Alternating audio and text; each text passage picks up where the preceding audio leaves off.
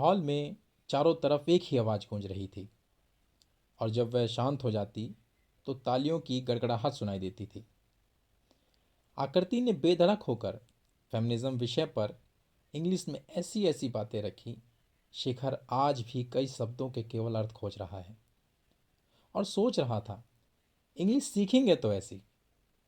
अपनी स्पीच खत्म करके आकृति स्टेज से उतर रही थी। अचानक शेखर रास्ते में पड़ गया। अरे सुनो, आकृति ने आहिस्ता से कहा। जी जी, हाँ हाँ जी, कहिए क्या हुआ? तुम वही हो ना? आकृति शेखर को पहले से जानती है।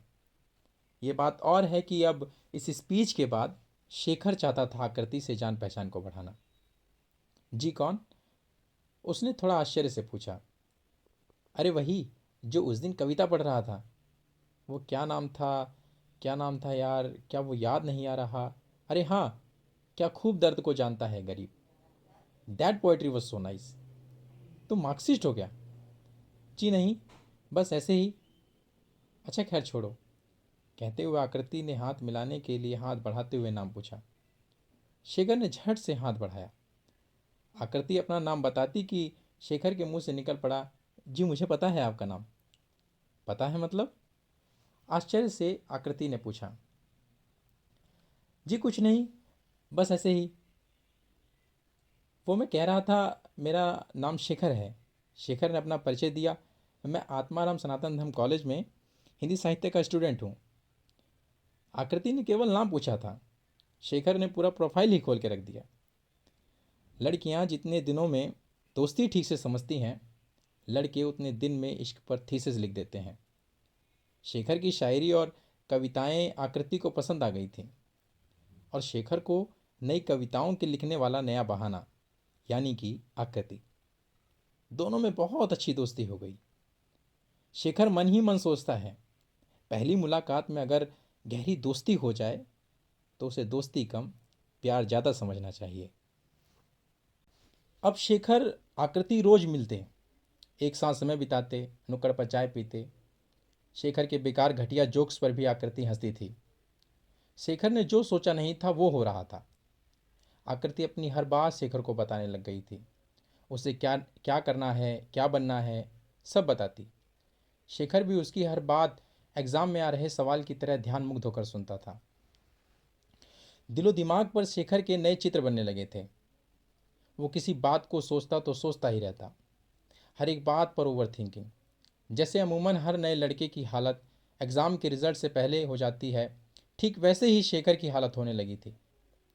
शेखर को आकृति पसंद आने लग गई थी। क्यों ना आती, वो लड़की ही ऐसी थी। उसने जन्मदिन पर जॉन किट्स की किताब गिफ्ट की है शेखर को, जिसमें उसकी और आकृति की एक तस्वीर भी है। और थैंक यू बोलने पर कैसे उसने जवाब दिया था, अरे पगलू तुम बहुत खास हो मेरे लिए। आकृति नाम ही नहीं है उसका, उसके प्रत्येक अंग की एक अनोखी आकृति है। उसकी आंखें पुरानी फिल्मों की नायिका जैसी है। उसके बाल उलझे हुए हैं, लेकिन वो कितनी सुलझी हुई है। उसकी इंग्लिश कितनी कमाल है। उसने जाने कितने ही फिलोसफर पढ़ के छोड़ दिए होंगे। मार्क्स और हिगल तो मानो उसके होठों पर ही बैठे हैं। वो अगर मेरी ना बनी तो पक्का क्रांतिकारी बनेगी। ये सब सोचकर शेखर एक तरफ खुश भी था तो दूसरी ओर अपने चरित्र का विश्लेषण भी करता। क्या आकृति जैसी लड़की उसको घास डालेगी? नहीं नहीं, पर डालेगी क्यों नहीं। मैं भी पढ़ने में ठीक हूँ और फिर दिखता भी ठीक ठाक हूँ। हाँ यह बात और है, मेरी इंग्लिश से थोड़ी दुश्मनी है। थोड़ा कुंठित होता हुआ, पर फिर सोचता है इंग्लिश से दोस्ती जरूरी भी नहीं है। हमारे मुल्क की और भी तो भाषाएं हैं। खुद की बात को साहस देते हुए, और नहीं तो क्या, आदमी उसमें भी तो बातें करता है, समझता है। भीड़ भरी बस में शेखर जब यह सब ठहर कर सोच रहा था, उस वक्त भी बस चल ही रही थी और शेखर का घर आ गया। घर पहुंचा तो माँ बोली, अरे कहाँ रहने लगा है, कॉलेज से घर आने में आजकल बहुत देर होने लगी है तुझे। माँ हम जैसों के जीवन में जल्दी कुछ भी हासिल नहीं है, हमें इंतज़ार बहुत करना है, बहुत ज़्यादा इंतज़ार। शेखर का फिलॉसफी भरा जवाब सुनकर माँ बोली, क्या हुआ? कुछ नहीं माँ, नुक्कड़ की चाय का टेस्ट कैफ़े की चाय से ज़्यादा अच्छा होता है। ये झूठ है, सच तो ये है कैफ़े में हम जैसे जा नहीं सकते। क्या क्या कहता है, मेरे तो समझ में नहीं आता। ये सब कहते हुए भी शेखर की माँ को समझ में आ रहा है बेटा क्या कह रहा है। माँ थोड़े गंभीर होते हुए थोड़े साहस के साथ बोली, क्यों इतनी फिक्र करता है, ईश्वर देख रहा है सब।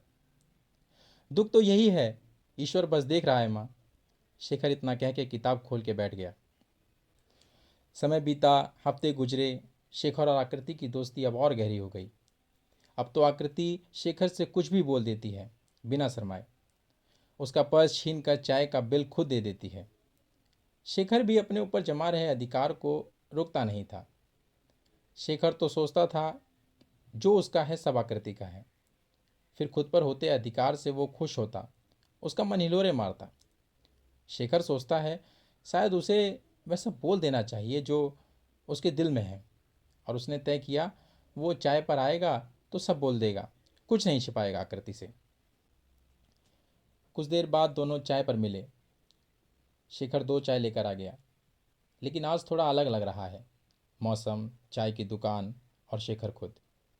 आकृति ने कहा, पैसे कौन देकर आएगा महाराज। अरे चाय पियो, पैसे कहीं जाते थोड़ी हैं। फिर भी पहले पैसे देने चाहिए ना तुम्हें। आकृति ने प्यार भरी बोली से फटकार लगाते हुए कहा, अरे बाबा दे देंगे, चाय तो पियो पहले। आकृति कुछ सुनती इससे पहले उसने पहले की तरह पर्स निकाला और पैसा देकर आ गई। यह लो अपना पर्स रखो। रखे रखो अपने पास ही, अभी ले लूँगा। अच्छा सुनो आकृति, एक बात कहनी थी। कहो, पूछ क्यों रहे हो। वो मैं झिझक के साथ। क्या वो मैं बोलोगे सर आप।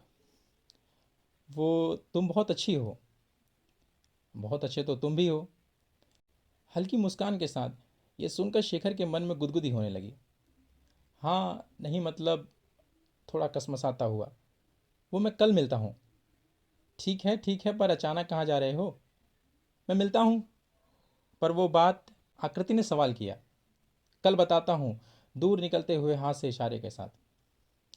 जब कोई बात कहने के लिए मुंह पर आई हो और उसे कहा नहीं गया, तो फिर वो कभी उस भाव से दोबारा नहीं आएगी। शायद यह बात शेखर को नहीं पता। मैं काम करता हूँ, कल उसके लिए कोई तोहफा ले जाता हूँ, फिर अपनी बात रखता हूँ। तोहफा ठीक रहेगा। ठीक तो रहेगा, पर महंगे तोहफे की खातिर पैसा। थोड़ा दिमाग पर जोर डालते हुए, अम्मी से कहता हूँ, जुगाड़ लगाएगा। लगा तो देगा, लेकिन पिछला भी तो अभी तक। फिर गहरी सोच में चला गया। एक काम करता हूँ, फूल ले जाता हूँ। ठीक रहेगा। वो मान जाएगी। कहीं दोस्ती भी। उसने खुद बोला है मैं अच्छा हूँ, पर वो कहाँ मैं कहाँ। शेखर खुद को ना कहने वाले कारणों को हटाता जाता और हाँ कहने वाले कारणों को अपने तर्कों से पुष्ट करता जाता। लेकिन बोलूँ कैसे, सामने तो मुंह ही नहीं खुल रहा है मेरा।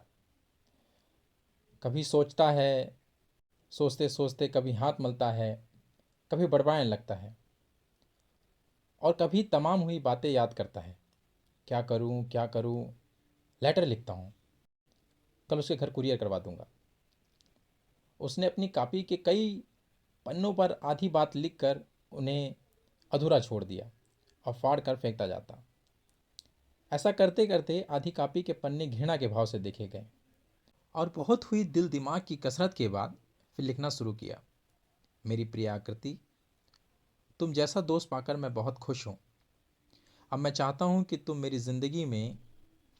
शेखर ने तमाम अलंकारों से उसे सजाया, जैसे एग्ज़ाम में बीच बीच में कोटेशन लिखते हैं, वैसे उसने श्रृंगार की पंक्तियाँ लिखी।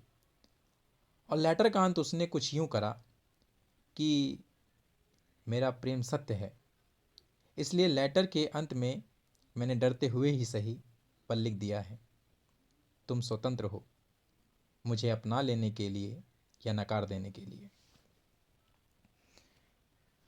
लेटर को भेजे 1 महीना बीत गया, कोई जवाब नहीं। शेखर अब कॉलेज में कविताएं पढ़ने नहीं जाता। उसने कुछ नया लिखा भी नहीं महीनों से, पर दूसरों का लिखा पढ़ता और सुनता जरूर है।